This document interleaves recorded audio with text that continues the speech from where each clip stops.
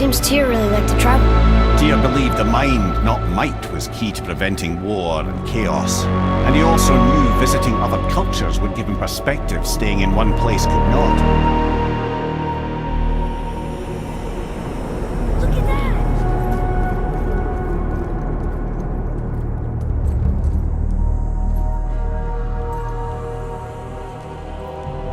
that! Look, clearly that's Tyr. Traveling somehow. Perhaps magically. But what's that to do with the giants that they should devote a shrine to it? I'm afraid that is none too clear. What are those runes in the corners? Not runes. Symbols from different lands. They mean war. Aye. How do you... This one I know too well. Oh. You will never be the ruler of Olympus. The cycle ends here.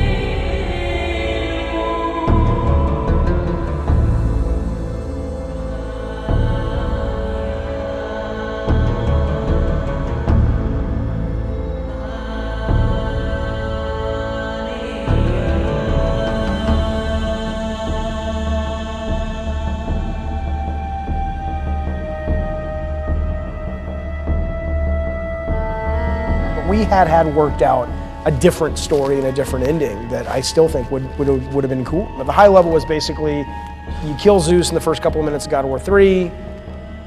There's a vacuum in Greek. There's a vacuum on Earth because the Greek mythology religion is in shambles. The other religions and gods rush in, Norse mythology, Egyptian mythology, to kind of take over that place now that Zeus is no longer a power.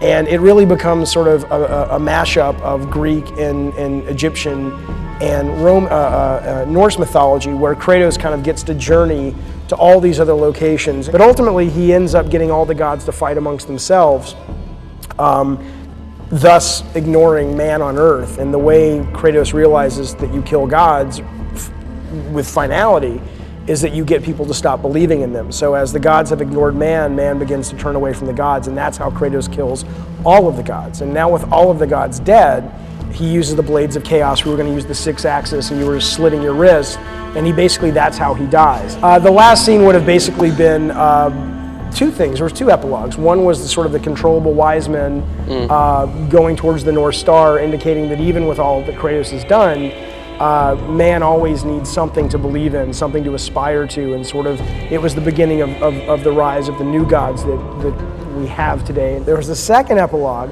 where ultimately what happened to Kratos, and we had talked about, I know it's been attributed to different people, but the ultimate idea was that the Blades of Chaos were sort of ultimately melted down to become the Grim Reaper's scythe, and Kratos becomes the Grim Reaper.